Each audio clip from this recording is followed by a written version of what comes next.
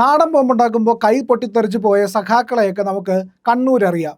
പക്ഷേ ഭുവനേശ്വറിൽ ഒരു വലിയ സ്ഫോടനം നടന്നു. സ്ഫോടനം നടത്തിയത് ഒരു ജിഹാദി.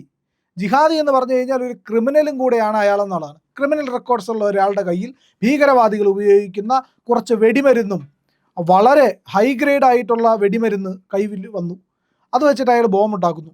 ബോംബ് ഉണ്ടാക്കുന്നത് മാത്രമല്ല, ബോംബ് ഉണ്ടാക്കാൻ ശ്രമിക്കുന്നതിനിടെ പൊട്ടിത്തെറിക്കുകയും ചെയ്യുന്നു. അതീവ ഗുരുതരമായി പരിക്കേറ്റയാൾ കൊല്ലപ്പെടുന്നു. ജനുവരി 27 സംഭവം. പക്ഷേ ഇതിനകത്ത് ചില കാര്യങ്ങൾ ഗുരുതരമായ സംശയത്തിനിടയാക്കിയിരിക്കുന്നു എന്നുള്ളതാണ്. ഗുരുതരമായ സംശയം എന്ന് പറയുമ്പോൾ നമുക്ക് സംശയിക്കാം, ഒരു ക്രിമിനൽ ഒരു ബോംബ് ഉണ്ടാക്കി കഴിഞ്ഞാൽ വലിയ സംഭവമല്ല അത്. ആ ക്രിമിനൽ ആക്ടിവിറ്റി അവനെ പിടിച്ച് ജയിലിലിടും. പക്ഷേ ഇവിടെ ക്രിമിനലിൻ്റെ കയ്യിൽ കിട്ടിയ വസ്തുക്കൾ ഇത്തിരി ഗുരുതരമായിട്ടുള്ളതാണ്.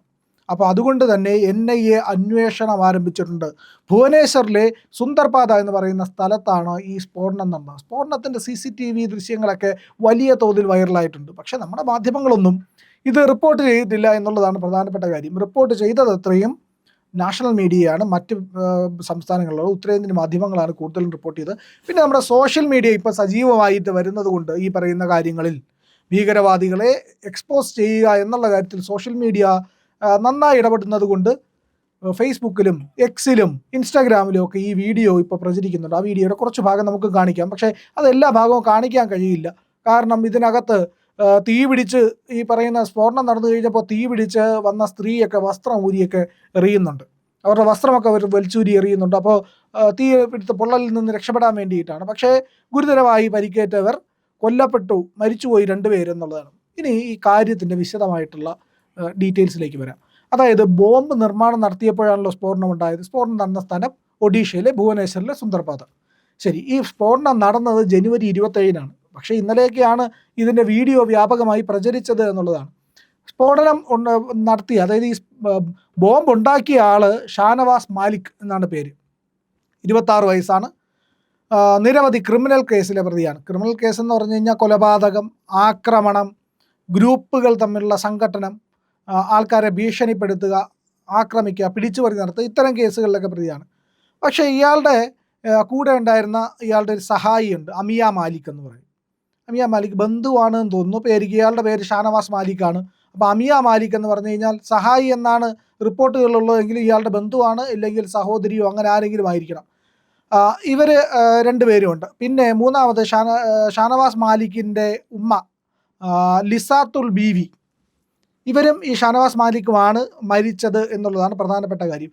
മറ്റൊരാൾ ഇയാളെ കല്യാണം കഴിക്കാനിരുന്ന തൃപ്തിമയി മഹൽ എന്ന പേരുള്ള വിവാഹം കഴിക്കാനിരുന്ന ഒരു പെൺകുട്ടിയാണ്. അവരും കൊല്ലപ്പെട്ടിട്ടുണ്ട് എന്നുള്ളതാണ്.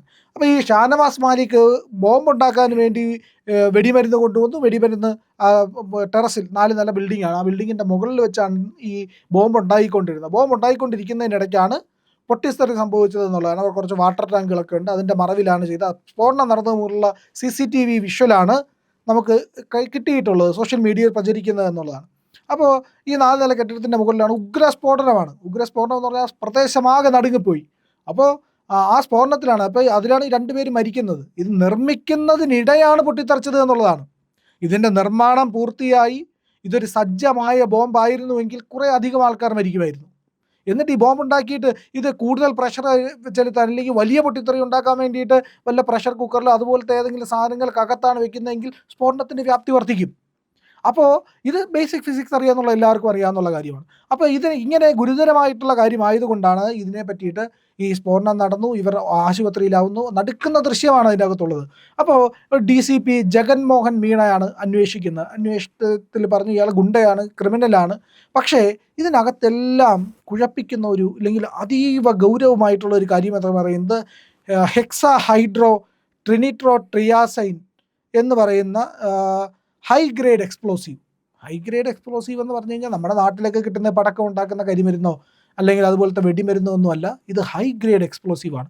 RDXൻ്റെ സാന്നിധ്യവും അവിടെ ഫോറൻസിക്സ് പരിശോധനയിൽ ലഭിച്ചിട്ടുണ്ട് എന്നുള്ളത്. അപ്പോൾ ഇത്രയും വലിയ സ്ഫോടനം ഉണ്ടാക്കാവുന്ന, വലിയ തോതിൽ ആൾനാശം ഉണ്ടാക്കാൻ ശേഷിയുള്ള ഈ വെടിമരുന്ന്, ഹൈ ഗ്രേഡ് എക്സ്പ്ലോസീവ് വെടിമരുന്ന് എവിടെ നിന്നാണ് ഇയാൾക്ക് കിട്ടിയത്? ഈ വെടിമരുന്ന് കിട്ടണമെങ്കിൽ സാധാരണ ഗുണ്ടാ ബന്ധങ്ങളൊന്നും പോരാ. ഈ പറയുന്ന ഷാനവാസ് മാലിക്കിന് മറ്റെന്തൊക്കെയോ ബന്ധങ്ങളുണ്ടായിരുന്നു എന്നുള്ളത്. ഗുണ്ടാ പ്രവൃത്തി ചെയ്യാനായിട്ട് ഇയാളുടെ ഉമ്മയും കല്യാണം കഴിക്കാനിരിക്കുന്ന പെണ്ണും ഇതുപോലെ ഈ കൂടെ നിൽക്കുന്ന സഹായിയായിട്ടുള്ള പെണ്ണുമൊക്കെ തയ്യാറാവുമെന്ന് തോന്നുന്നില്ല. അമിയ മാലിക്കുമൊക്കെ ഇങ്ങനെ വന്ന് സഹായിക്കും ഈ പറയുന്ന ഗുണ്ട ആക്ടിവിറ്റിക്ക് വേണ്ടിയിട്ടാണെന്ന് തോന്നുന്നില്ല. പക്ഷേ ഇതെന്തോ ഒരു പ്ലാൻഡ് ആയിട്ടുള്ള പദ്ധതി മെനയുകയായിരുന്നു ഇവർ. ഭുവനേശ്വറിൽ ഒരു സ്ഫോടനം നടത്താൻ വേണ്ടിയിട്ടുള്ള ശ്രമത്തിലായിരുന്നു ഇവർ എന്നുള്ള സംശയമുണ്ട്. അതുകൊണ്ടാണ് NIA ഈ കാര്യത്തെ പറ്റിയിട്ട് വിശദമായി അന്വേഷിക്കുന്നത് എന്നുള്ളത്. ഈ ഷാനവാസ് മാലിക്കും അയാളുടെ അമ്മ ലിസാത്തുൽ ബീവിയും ഹോസ്പിറ്റലിൽ വെച്ച് മരിച്ചു. സ്ഫോടനത്തിലാണ് ഗുരുതരമായിട്ട് പരിക്കേറ്റു. സ്ഫോടനത്തിൽ അവർക്ക് രണ്ടുപേർക്ക് ഈ ഗുരുതരമായി പരിക്കേറ്റതോടുകൂടി അവർ കൊല്ലപ്പെട്ടു എന്നുള്ളതാണ്. മറ്റ് രണ്ടുപേരും ഗുരുതരാവസ്ഥയിലാണ്. ഇവരുടെ മൊഴി എടുത്താൽ മാത്രമേ ഇവർക്ക് എവിടെ നിന്ന് ഈ വെടിമരുന്ന് കിട്ടി, എന്തായിരുന്നു ഉദ്ദേശം എന്നുള്ളതിനെ പറ്റിയിട്ടെല്ലാം കാര്യങ്ങൾ വ്യക്തമാവുകയുള്ളൂ. എന്തായാലും 4 പേർ ഗുരുതരമായി പരിക്കേറ്റു, അല്ലെങ്കിൽ 2 പേർ കൊല്ലപ്പെട്ടു, 2 പേർ രക്ഷപ്പെടുമോ എന്നറിയില്ല. അപ്പോൾ ഇത്രയേറെ പേർക്ക് പരിക്കേൽക്കാനുള്ള ഉഗ്ര സ്ഫോടനം അവിടെ നടക്കുന്നത് ആ CCTVയിൽ അതിൻ്റെ എത്രത്തോളം അതിൻ്റെ വ്യാപ്തി ഉണ്ടോ എന്ന് മനസ്സിലാവും. ഇത് ഒരു ആൾക്കൂട്ടം ഉള്ള ഒരു പ്രദേശത്താണ് സംഭവിക്കുന്നതെങ്കിലോ, ആൾക്കൂട്ടമുള്ള സ്ഥലത്താണെങ്കിൽ ഈ സ്ഫോടനത്തിൻ്റെ വലിയ സ്ഫോടനമായിരിക്കും, അവിടെ കൂടുതൽ ആൾക്കാർ കൊല്ലപ്പെടും.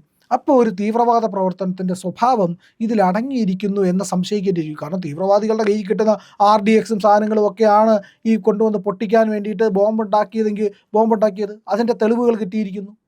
ഹൈ ഗ്രേഡ് എക്സ്പ്ലോസീവ് എങ്ങനെയാണ് ഇയാളുടെ കയ്യിലെത്തിയത്? ഇത് തീവ്രവാദികളുടെ കയ്യിൽ. ആരൊക്കെയാണ് ഇത് ഉപയോഗിക്കുന്നത്? ഒന്ന് സൈന്യം ഉപയോഗിക്കുന്നുണ്ട് വിവിധ ആയുധങ്ങൾക്കായിട്ട്, അല്ലെങ്കിൽ ഈ പറയുന്ന പോലെ തന്നെ തീവ്രവാദികളുടെ കയ്യിൽ ഇതുണ്ട്. അല്ലാതെ ഈ പറയുന്ന പാറപട പൊട്ടിക്കുന്ന ഐറ്റമൊന്നും അല്ലല്ലോ ഇതൊന്നും, ഇല്ലെങ്കിൽ പടക്കം ഉണ്ടാക്കാൻ ഉപയോഗിക്കുന്ന അല്ലല്ലോ. അപ്പോൾ ഹൈ ഗ്രേഡ് എക്സ്പ്ലോസീവ് എങ്ങനെ ഇയാളുടെ കയ്യിലെത്തി എന്നുള്ളത് ഏറെ കുഴയ്ക്കുന്ന ചോദ്യമാണ്.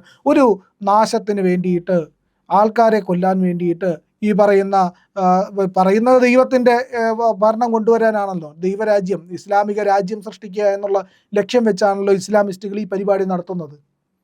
അപ്പോൾ പൊട്ടിത്തെറിക്കാൻ വേണ്ടിയിട്ട്, വലിയ ബോംബുണ്ടാക്കാൻ, ഇല്ലെങ്കിൽ ആൾക്കാരെ കൊല്ലാൻ വേണ്ടിയിട്ടുള്ള പദ്ധതി മെനയുകയായിരുന്നു ഇവർ എന്നുള്ള സംശയമാണ്. ഇല്ലാതെ കുടുംബക്കാർ ചേർന്ന് ഈ പറയുന്ന ഗുണ്ടാപ്പണിക്ക് ബോംബുണ്ടാക്കാനുള്ള സാധ്യതയില്ലല്ലോ. ഇയാൾ ഒറ്റയ്ക്ക് പണിയും, ഇല്ലെങ്കിൽ ഇയാളുടെ ഗുണ്ടാ ഗ്രൂപ്പായിരിക്കും ചെയ്യുന്നത്. അപ്പോൾ വീട്ടുകാർ ചേർന്ന് അവിശ്വാസികളായ കാഫിറുകളെ കൊന്ന് സ്വർഗത്തേക്ക് അയക്കാൻ വേണ്ടിയിട്ടുള്ള പ്രവർത്തനമായിരുന്നോ നടത്തിയതെന്നൊരു ചോദ്യം ഉയരുന്നുണ്ട്. കാരണം ഭീകരരുടെ കയ്യിലൊക്കെ ഉള്ള ഹൈ ഗ്രേഡ് എക്സ്പ്ലോസീവാണ് ഇവരുടെ കയ്യിലുണ്ടായിരുന്നത്. അതുകൊണ്ടാണ്, ഗുരുതര സ്വഭാവമുള്ളത് കൊണ്ടാണ് NIA അന്വേഷണം ഏറ്റെടുത്തിരിക്കുന്നത്. നാട്ടുകാരൊക്കെ ഭയന്നിരിക്കുകയാണ്. പിന്നെ ഈ ഗുണ്ട തീർന്നത് കൊണ്ട് അവിടുത്തെ നാട്ടുകാർക്ക് സ്വല്പം സമാധാനം ഉണ്ടായിരിക്കും. ഏതായാലും ഭീകര പ്രവർത്തനത്തിന് ഏതോ കാഫിറിനെ ലക്ഷ്യമിട്ടാണോ ഇത് ചെയ്തത് എന്നുള്ള സംശയം വരുന്നുണ്ട്.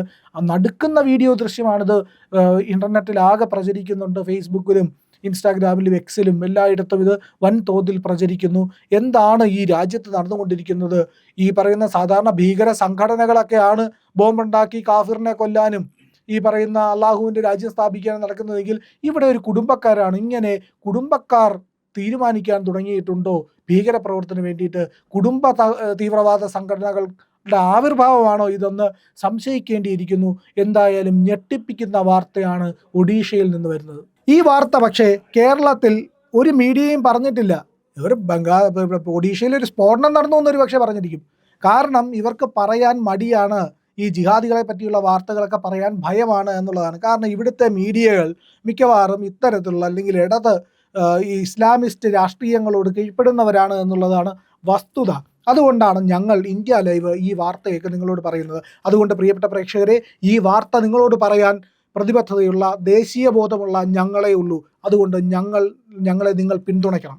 നിങ്ങളുടെ പിന്തുണയാണ് ഞങ്ങളുടെ കരുത്ത്. ആ പിന്തുണ സബ്സ്ക്രിപ്ഷനായിട്ടാണ് ലഭിക്കേണ്ടത്. നിങ്ങൾ ഈ ചാനൽ സബ്സ്ക്രൈബ് ചെയ്യുക. അതുപോലെ തന്നെ ഈ വീഡിയോകളിൽ നിങ്ങളുടെ കമൻറ്റുകൾ രേഖപ്പെടുത്തുക. മറ്റുള്ളവരോട് സബ്സ്ക്രൈബ് ചെയ്യാൻ പറയുക. പരമാവധി വീഡിയോകൾ ഷെയർ ചെയ്യുക.